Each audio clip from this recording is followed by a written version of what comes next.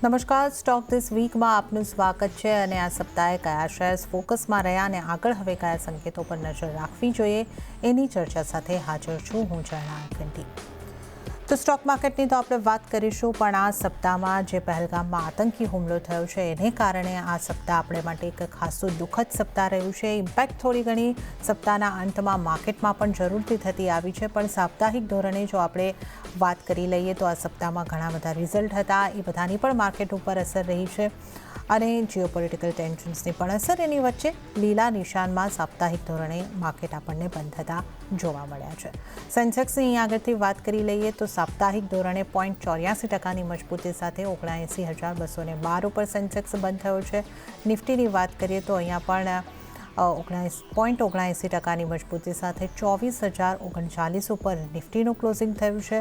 Nifty બેંકની જો અહીંયા આગળથી વાત કરીએ તો 0.69% મજબૂતી સાથે 54,664 ઉપર આ સપ્તાહમાં બંધ થતા નિફ્ટી બેંક આપણને દેખાયો છે અને મિડ કેપની જો વાત કરીએ તો આ સપ્તાહમાં 1.73% મજબૂતી બની છે અને ક્લોઝિંગ 53,570 ઉપર થતાં આપણે જોઈ શકીએ છીએ। જે રીતે આપણે શુક્રવારના દિવસે એક દબાણ પણ આવતા જોયું હતું, પરંતુ હવે આપણે વીકલી ટોપ ગેનર્સ અને ટોપ લૂઝર્સ કાઉન્ટર્સની પહેલાં વાત કરી લઈશું। એના પહેલાં આપણે એક સેક્ટરની વાત કરી લઈએ કે કયા સેક્ટરમાં કેટલું દબાણ બન્યું અને ક્યાંથી સપોર્ટ મળતો દેખાયો। આઈટી સેક્ટર આ સપ્તાહ માટે સારું સેક્ટર રહ્યું છે, મજબૂતી તરફનું સેક્ટર રહ્યું છે। અહીંયા પણ પરિણામોની ઇમ્પેક્ટ પણ રહી છે અને આઈટીમાં 6.56% મજબૂતી આઈટી ઇન્ડેક્સની અંદર જોવા મળી છે। ત્યારબાદ નિફ્ટી ઓટોમાં સારી મજબૂતી જોવા મળી છે, 2.91% જેટલી અને 21,994 પર નિફ્ટી ઓટો ઇન્ડેક્સ બંધ થયો છે।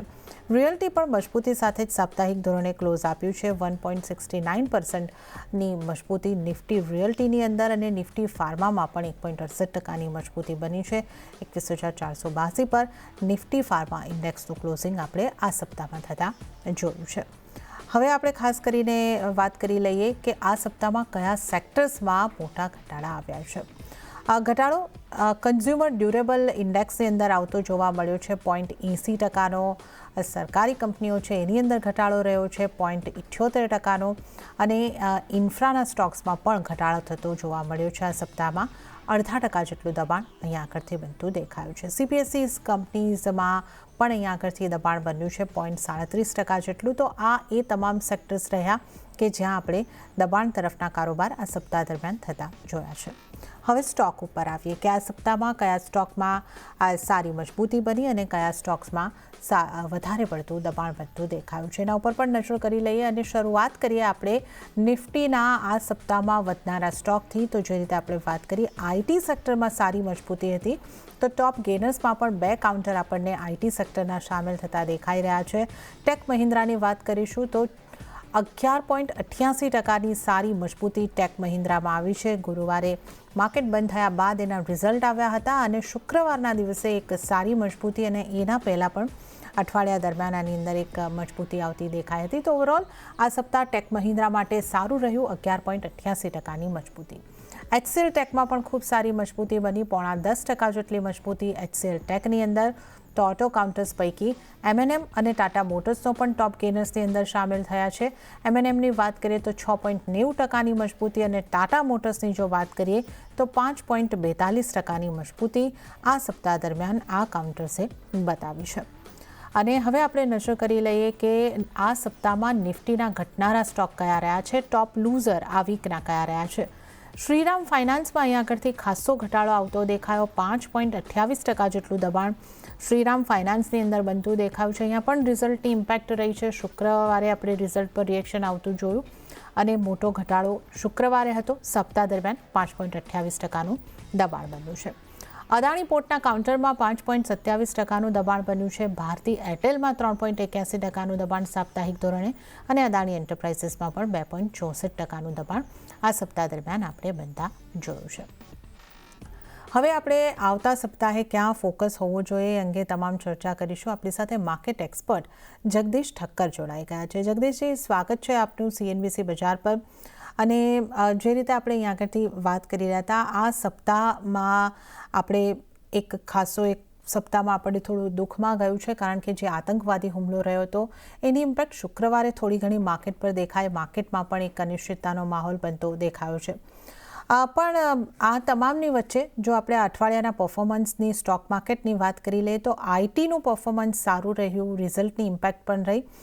ટેક મહિન્દ્રાનું કાઉન્ટર જે છે 11.88% મજબૂતી દર્શાવી. એચસીએલ ટેક, ટીસીએસ, ઇન્ફોસિસ આ બધા જ કાઉન્ટરમાં 4-4.5% સાપ્તાહિક મજબૂતી દેખાય છે. તો આઈટી સેક્ટરમાં આપનો કઈ રીતનો વ્યૂ છે અને કયો સ્ટોક આપના રડારમાં બની રહ્યો છે? ઇવન જે મિડકેપના આઈટી કાઉન્ટર છે એને પણ સારી મજબૂતી દર્શાવી છે. Good evening. મેં કહ્યું રીતે આઈટી સેક્ટર ડેફિનેટલી શરૂઆતમાં સિરીઝમાં સારું બતાવ્યું છે, પણ તમે એપ્રિલ સિરીઝમાં જો ઓવરઓલ પરફોર્મન્સ જુઓ તો નિફ્ટી લગભગ 2.7% જેટલો વધ્યો. બેંક નિફ્ટી તમે જુઓ તો લગભગ 7% ઉછાળો તમને જોવા મળ્યો. મિડકેપમાં તમે લગભગ 6% ઉછાળો જોયો અને સ્મોલ કેપની અંદર લગભગ 3.5% ઉછાળો જોયો. જ્યારે આઈટી સેક્ટરમાં લગભગ તમે -6%નો ઘટાડો એપ્રિલ સિરીઝમાં જોયો હતો. એટલે કે all throughout the April series આમ તો તમે ગણો તો 15મી એપ્રિલ પછી જ થોડો યુટર્ન આવ્યો હતો. એટલે એમાં સૌથી અંડર પરફોર્મન્સ સેક્ટર હતું આઈટી સેક્ટર. એટલે એ ડેફિનેટલી ઓવરસોલ્ડ કન્ડિશનમાં હતું. અને જે અમેરિકાની અંદર થોડા ઘણા પ્રોબ્લેમ થયા હતા એનવીડિયા કંપનીમાં અને બીજી ટેકનોલોજી કંપનીની અંદર, એને કારણે આપણે ત્યાં પણ નાસ્ટેકમાં જ્યાં ઘટાડો આપણે જોયો એના એક પડઘા અને પ્રત્યાઘાતો આપણા આઈટી સેક્ટર પર પડ્યા હતા. સાથે જે ટારિફનું એક જે શરૂઆત થઈ એપ્રિલની શરૂઆતથી, અને એ પછી એવું લાગ્યું કે કદાચ આઈટી સેક્ટર પણ એના પડદામાં આવી જશે અને એને કારણે એક બહુ મોટો સેટબેક આવી ગયો હતો. કારણ કે આ ટારિફના જે દરો છે એ આઈટી સેક્ટરને પણ સીધી કે આડકત રીતે લાગુ પડશે એવી એક સંભાવના હતી. એ પછી 3 મહિનાનો એક વિરામ આપ્યો ટ્રમ્પ સાહેબે, અને એ પછી થોડી ઘણી આઈટી સેક્ટરમાં થોડી ઘણી ચહલપહલ જોવા મળી. અને કારણ કે આપણે જાણીએ છીએ કે મોટાભાગની જે આઈટી સેક્ટરની કંપનીઓ છે એનો 70% બિઝનેસ નોર્થ અમેરિકા સાથે છે, અને એમાં કોઈ પણ જાતની આ ટારિફની કોઈ પણ જાતની ગડબડ થાય તો એ લોકોને બહુ એક મોટો સેટબેક આવી શકે છે. કારણ કે એ ભાવે તો બધા સર્વિસીસ લેવું એ લોકોને પોસાય પણ નહીં. અને અત્યારે જે મોટાભાગના ઓર્ડરો એ લોકોએ પ્લેસ કર્યા હોય એને પણ બધી કંપનીઓ હોલ્ડ પર રાખી દે છે. એટલે અત્યારે તો એવું લાગી રહ્યું છે કે જે છેલ્લા સમાચાર આવ્યા છે કે જે વાટાઘાટો ચાલી રહી છે અમેરિકા સાથે બીટીએ એટલે કે બાયોલેટરલ ટ્રેડ એગ્રીમેન્ટની, એમાં ભારત અને સાઉથ કોરિયા અત્યારે અગ્રેસર છે. અને એવું લાગે છે કે કદાચ within next few days BTA America સાથે ભારત પહેલો દેશ હશે દુનિયાનો કે એની સાથે બીટીએ સહી કરવાની અંદર કદાચ એમને પ્રથમ દેશ તરીકે આવશે. એટલે આપણે એ વિષયમાં બહુ ચિંતા કરવાની જરૂર નથી. એટલે જે બીટન ડાઉન સેક્ટર હતું એપ્રિલ સિરીઝમાં એને થોડી ઘણી રાહત ચોક્કસ મળી છે. અને આપણે જાણીએ છીએ કે આજે આઈટી સેક્ટરની બોલબાલા હતી. જે પરિણામ પણ આવ્યા ટેક મહિન્દ્રાના તમે જુઓ, એલટીઆઈ માઇન્ડ્રીના જુઓ કે એલટી ટેકનોલોજીના શેર જુઓ, કોપર્સના જુઓ, પર્સિસ્ટન્ટ સિસ્ટમના તમે જુઓ, એ બધા જ પરિણામો હતા એ બધા સારા જ હતા. અને એટલે એવી એક આશા પણ ચોક્કસ જાગી છે કે જે ધારણા હતા એના કરતા પરિણામો એટલા બધા કદાચ ખરાબ નહીં આવે. હા, અલબત્ત એક તલવાર તો ચોક્કસ તોડાતી રહેશે આ પર્ટિક્યુલર સેક્ટર પર, કારણ કે 3 મહિના પછી શું થશે એ આપણને ખબર નથી. એટલે એ એક ચિંતા તો ચોક્કસ રહેશે. પણ હાલ પૂરતું તમે કહી શકો કે જે પરિસ્થિતિનું નિર્માણ આપણા દેશમાં થયું છે પુલવામાના એટેક પછી,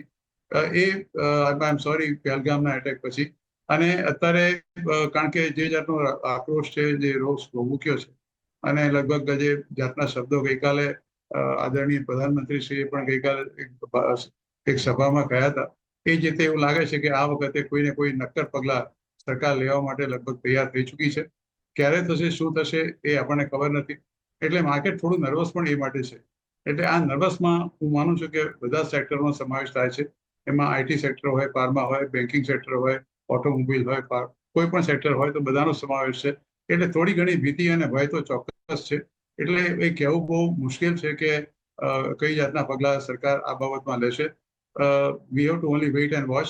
પણ લોકોનો આક્રોશ પણ એટલો જ છે, અને દરેક ભારતીય નાગરિક ઈચ્છે છે કે હવે બહુ થયું, there is limit two everything, અને આપણે પણ હવે કોઈને કોઈ પગલાં લેવા પડશે. કારણ કે આ જાતની હરકતથી આપણા દેશનો દરેક નાગરિક દુઃખી છે, અને આપણે સહનશીલતાની એક હવે એ લોકો આપણે હદ વટાવી ગયા છે એવું લાગે છે. અને આ બધા સંજોગોની અંદર મને એવું લાગે છે કે you to be absolutely careful in trading for anything. એટલે તમે જ્યારે પણ કોઈ વસ્તુનો ટ્રેડ કરો ત્યારે એક વસ્તુ ચોક્કસ ધ્યાનમાં રાખજો કે અત્યારે જે જીઓપોલિટિકલ ટેન્શન છે એ એસ્કેલેટ થઈ શકે છે, અને એ જો એસ્કેલેટ થાય તો એની સીધે અસર શેર બજાર પર થઈ શકે. એ આપણે ભૂતકાળમાં પણ જોયું છે, અને કદાચ થશે તો આપણે ભવિષ્યમાં પણ જોઈશું. જી જગદીશ સર, તો આપણે અહીંયા આઈટી સેક્ટરની વાત કરી, પણ આ જે બધી અનિશ્ચિતતાઓ છે, જે જીઓપોલિટિકલ ટેન્શન્સ છે, આપણે જે આ ટેન્શન્સ આગળ વધી શકવાની પૂરેપૂરી શક્યતા જોઈ રહ્યા છે, એના પર ઓવરઓલ આપણે જો બેંક નિફ્ટીની વાત કરવી હોય તો કઈ રીતની પરિસ્થિતિ તમે જોઈ રહ્યા છો? ત્યાં કયા લેવલ્સ બની શકે? કઈ રીતનો આપનો વ્યૂ રહેશે નિફ્ટી અને બેંક નિફ્ટી ઉપર? બેંક નિફ્ટી તો મને એવું લાગે છે કે definitely it will out perform, એમાં કંઈ સવાલ નથી. આજે જે ઘટાડો આવ્યો છે એ તો આપણે જાણીએ છીએ કે પ્રોફિટ બુકિંગ હતું. ગઈકાલે પણ મંથલી એક્સપાયરી હતી એટલે એને કારણે થયું હતું. અને આજે જે બેન્કિંગ સેક્ટરમાં થોડી નર્વસનેસ છે, એ તો માત્ર મેં તમને કહ્યું તે પ્રમાણે is only because of the tension, cross બોર્ડરનું ટેન્શન છે. એટલે દરેક સેક્ટરમાં ઘટાડો થયો છે.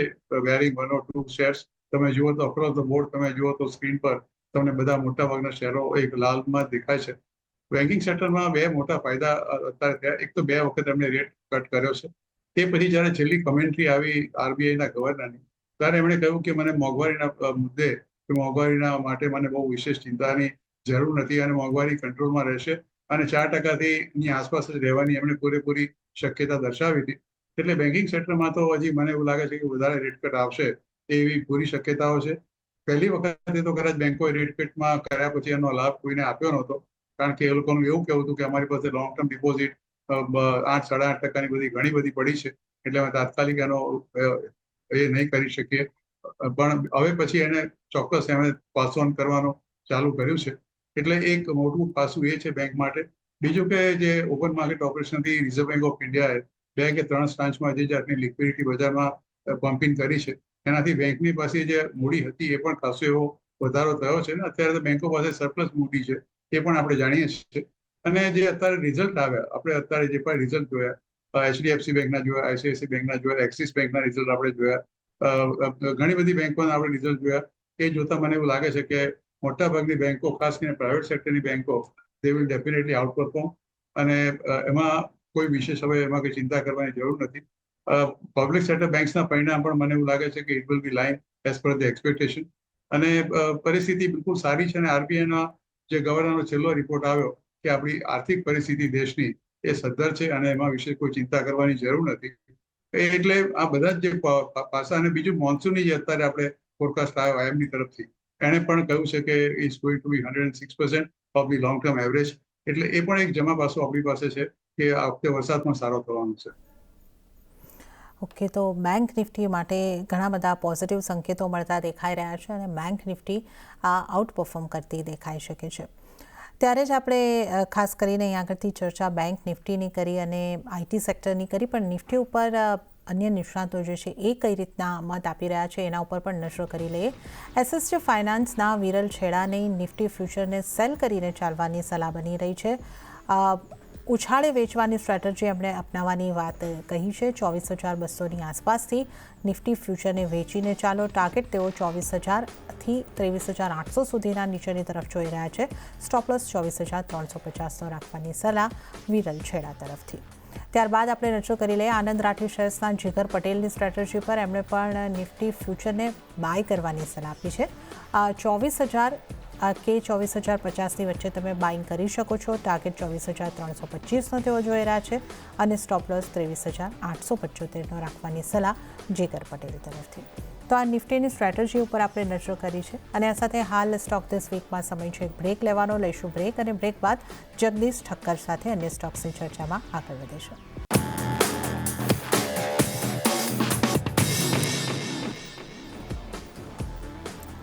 બ્રેક બાદ સ્ટોક ધીસ વીકમાં આપનું ફરી એક વખત સ્વાગત છે. હું છું ઝરણા, અને આવતા સપ્તાહે કેવી રણનીતિ રાખવી, કયા સ્ટોક્સ પર ફોકસ રાખવો, એની ચર્ચા કરવા આપણી સાથે જગદીશ ઠક્કર જોડાયેલા છે. જગદીશજી, બ્રેક બાદ આપનું પણ સ્વાગત છે. અને સૌથી પહેલાં આપની પસંદગીના સ્ટોક્સ જાણી લઈએ, તો આપના ટ્રેડિંગ કોલ્સ કયા રહેશે? સૌથી પહેલા મારો ટ્રેડિંગ કોલ હું તમને જે આપું છું એ કન્સિડરિંગ ધી પ્રેઝન્ટ કન્ડિશન, અને ખાસ કરીને જે વિદેશી રોકાણકારોની ખરીદી આપણે છેલ્લા કેટલા વખતથી જોઈ રહ્યા છે. 15 એપ્રિલ પછી આપણે જે કંઈ પણ આંકડા વિદેશી રોકાણકારોના જોયા એ લગભગ બધા ખરીદીના જ છે. અને એ લોકોની જે શોર્ટ પોઝિશન હતી એ લગભગ 1,85,000ની ઘટીને લગભગ it has already come down to about 48,000. એટલે એક વસ્તુ એને 40,000 જે 60-40 પહેલા શરૂઆતનો રેશિયો હતો 15-85, એટલે 15% એ લોકો લોંગ હતા, 85% એ લોકો શોર્ટ હતા. હવે 40% એ લોકો લોંગ છે અને 60% શોર્ટ છે, અને સારું એવું શોર્ટ કવર આવ્યું છે. અત્યારે તમે નેટ ખરીદી અને નેટ વેચાણના આંકડા તમે જોશો તો માત્ર નેટ વેચાણ અત્યાર સુધી મંથ ઓફ એપ્રિલ એ લોકો તમે જુઓ તો લગભગ 5,281 કરોડનું ખાલી નેટ વેચાણ છે. એની સામે સંસ્થાકીય રોકાણકારોનું લગભગ 19,000 કરોડની ખરીદી છે. એટલે એ આપણે પોઝિટિવ પાસું લઈને અને ખાસ કરીને જે મોન્સૂનનું ફોરકાસ્ટ થયું છે એ બે વસ્તુને ધ્યાનમાં રાખીને જે અત્યારે અને જેને હું સેફ એરિયા તરીકે ગણું છું, એટલે બે શેરો મારા ધ્યાનમાં છે. એક તો છે આઈટીસી લિમિટેડ. અત્યારે એનો ભાવ છે 487 રૂપિયા ને 80 પૈસા આજનો. ઓલ ટાઈમ હાઈ તો લગભગ અહીંથી 100 રૂપિયા ઉપર તરફ હતો. મને એવું લાગે છે કે આ બહુ જ એક ડિફેન્સિવ સ્ટોક છે અને એમાં વિશેષ ચિંતા કરવાની બહુ જરૂર નથી. ડીમર્જર પછી તમે જો એનો એક આઈટીસી હોટલનો જો તમે ભાવ ઉમેરો એની અંદર, તો અત્યારે ઓલરેડી 117-18 રૂપિયાની આસપાસનો ભાવ છે. તો ઓલરેડી એનો તમે ભાવ જો પ્લસ કરો તો ઓલરેડી એટલે એને પોતાના ઓલ ટાઈમ હાઈથી વિશેષ નજીક બહુ દૂર નથી. એટલે એ સૌથી મારો પહેલો ચોઇસ છે will be ITC as a very defensive stock. અત્યારે ભાવ છે 428 રૂપિયાનો, અને my target for this particular share for a short term, at least 6 to 8 months to 1 year, is about 475 rupees, and stop loss should be 400 rupees. મારો બીજો જે stock છે જે મને એવું લાગે છે કે which is again a defensive one.